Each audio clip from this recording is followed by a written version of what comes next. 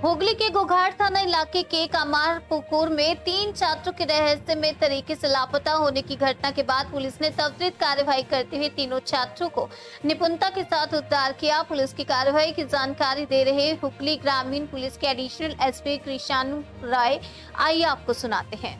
আপনারা জানেন যে গত 18 তারিখ আমাদের ঘোঘাট থানার অন্তর্গত Kamarpukur Ramakrishna mission multipurpose school থেকে 3টি ছেলে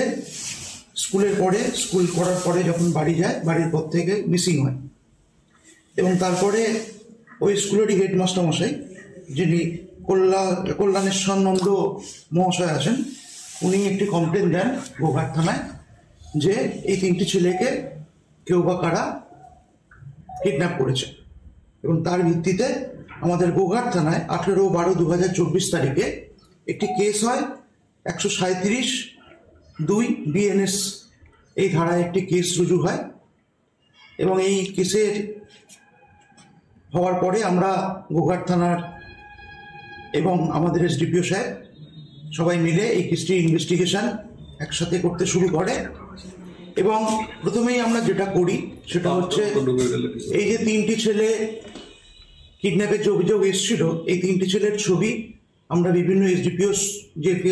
আমাদের ফেসবুক পেজ আছে সেখানে এবং বিভিন্ন থানা সমস্ত জায়গায় আমরা প্রকাশ করি যে এই 3টে ছেলে আমাদের কামারপুকুর অঞ্চল থেকে কিডন্যাপ হয়েছে এবং সমস্ত থানায় ইনফরমেশনটা যায় এবং ইনফরমেশন যাওয়ার পরে আমরা বিভিন্ন রকম সিসিটিভিগুলো খতিয়ে দেখি তারা কোন দিক থেকে গেছে, কিভাবে গেছে, কোথাও বাসে উঠেছে নাকি বা অন্য কোনো গাড়ি ধরেছে নাকি, এই যাবতীয় জিনিসগুলো আমরা খতিয়ে দেখি। তারপর আমাদের কাছে ওই 18 তারিখেই একটি খবর আসে 7:30 নাগাদ যে 3টে ছেলেকে শেওড়াফুলি স্টেশনে দেখা গেছে একসাথে।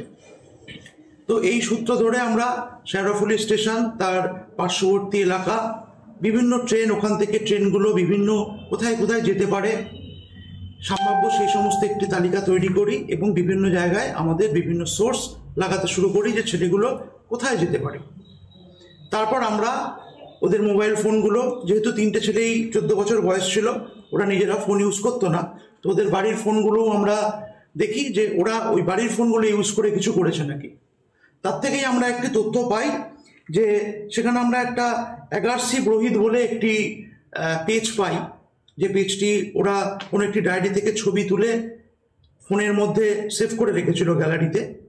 সেই তথ্য থেকে আমরা যদিও সেই ছবিটি ওরা ডিলিট করে দিয়েছিল কিন্তু ডিলিট করার পরেও ওটা আমরা পুনরুদ্ধার করার পরে আমরা জানতে পারি ওই সেম নামের একটি ইনস্টাগ্রাম পোস্টও আছে, সেই পোস্টটি ওটা ডিলিট করে দিয়েছিল। আমরা সেটা বিভিন্ন টেকনোলজির মাধ্যমে সেটাকে আবার পুনরুদ্ধার করে আমরা একটি ক্লু পাই যে ওরা ওখান থেকে শেওড়াফুলি থেকে ওরা তারাপীঠ অঞ্চলে যেতে পারে, তারাপীঠে ওরা থেকে তারপর ওরা আমাদের রাজ্যের বাইরে চলে যাওয়ার একটা পরিকল্পনা করেছিল। তো এই ক্লু পেয়ে সাথে সাথে আমাদের ঘোঘাট থানার একটি টিম নেতৃত্বে আমাদের সুজিতবাবু ছিলেন, উনি গেল এবং তারাপীঠ গিয়ে ওই 3টে ছবি নিয়ে সম্ভাব্য যেখানে যেখানে তারা থাকতে পারে সেই সমস্ত জায়গাগুলো ওরা খোঁজাখুঁজি শুরু করলো। বিভিন্ন অটো ড্রাইভার, টোটো ড্রাইভার, বাসের ড্রাইভার